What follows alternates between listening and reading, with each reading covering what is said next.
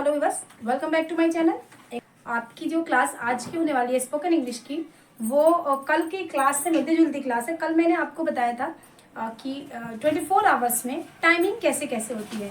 24 hours में timing जो हर वक्त चेंज होती रहती है, तो हर टाइमिंग का 2 घंटे 4 घंटे में जो टाइम चेंज होता है, तो हर टाइम का एक अलग अलग स्पेशल नेम है। बट इन हिंदी हम लोग अपनी जो लैंग्वेज में, हिंदी उर्दू जो भी हो, तो उसमें हम लोग सुबह दोपहर शाम रात इतने से काम हमारा चल जाता है।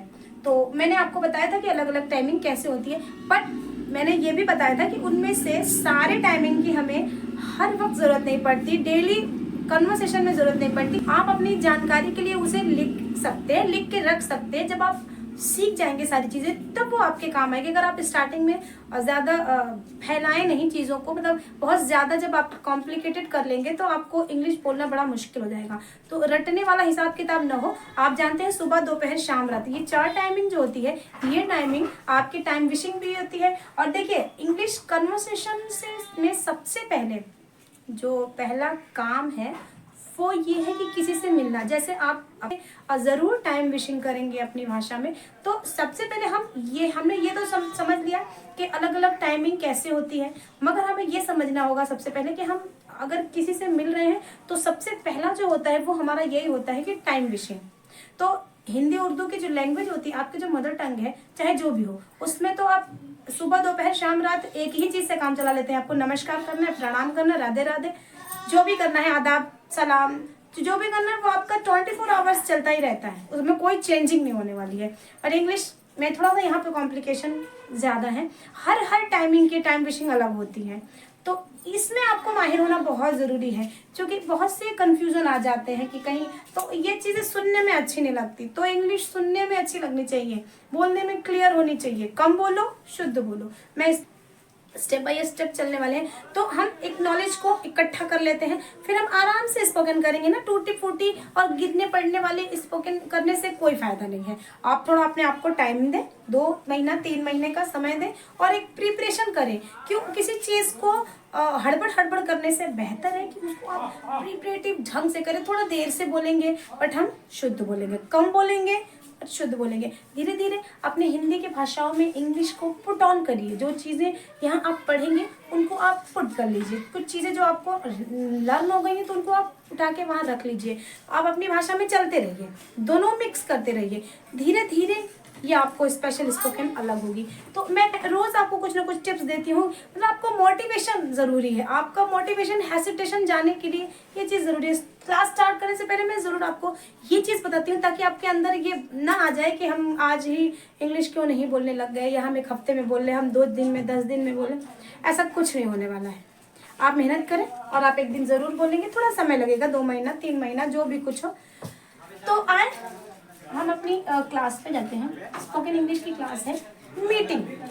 मीटिंग का मतलब होता है मिलना। मिलने का मतलब किसी से भी आप मिल रहे हैं, कोई आपसे मिल रहा है। तो और टाइम विशिंग जो होती है वो होती है रात के 12 बजे से लेके दिन के 12 बजे तक। जो रात में 12 बजता है उसे AM कहते हैं, और जो दिन में 12 बजता है उसे PM कहते हैं। इस चीज़ को भी आप सीख लीजिए। तो AM PM यानी रात के 12 बजे से लेके दिन के 12 बजे तक आप जिससे भी मिलते हैं तो आपको उस समय तक आपको गुड मॉर्निंग ही कहना है। ये हो गया पहला।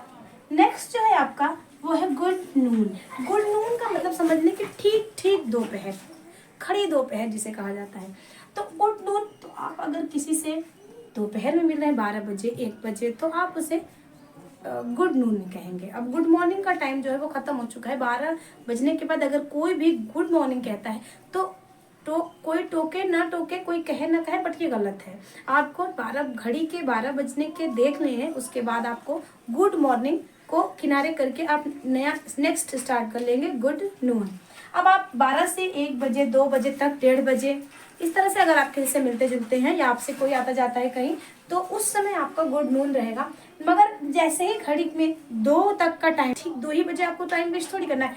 2:05 भी हो सकता है, 2:10 हो सकता है, 2:15 हो सकता है, 2:30 बज सकता है, 2:45 बज सकते हैं। तो ये जो सारी टाइमिंग होती है, ड्यूरेशन दिया हुआ है 2 से 4, यानी इसके बीच में जब आप किसी से मिलते हैं तो have a good afternoon ma'am, good afternoon sir, good afternoon uncle, good afternoon दीदी, ये चीज़ हो जाती है। दोपहर के बाद, जैसे हैव अ गुड नून, इसको गुड नून भी कह सकते हैं, good noon sir, good noon ma'am, या इसे आप हैव अ गुड नून कह सकते हैं, have a good noon ma'am, have a good noon sir, have a good noon teacher, या have a good noon uncle, have a good noon aunty, have a good noon दादाजी, grandpa, दादी जी, इस तरह से आप यूज करेंगे। अब बात आती है गुड इवनिंग की।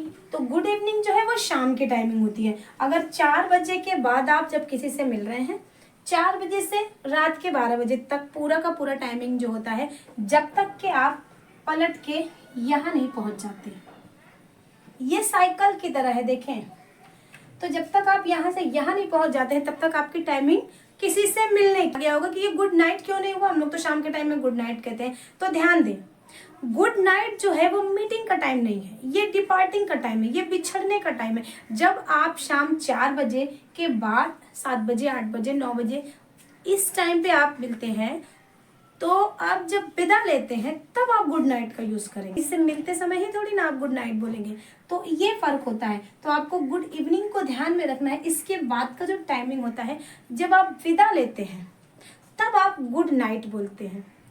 आप हम देख लेते हैं, ये तो मीटिंग के टाइमिंग थे, अब हम डिपार्टिंग के टाइम भी देख लेते हैं। बिछड़ना, या बिछड़ना का मतलब विदा लेना किसी से।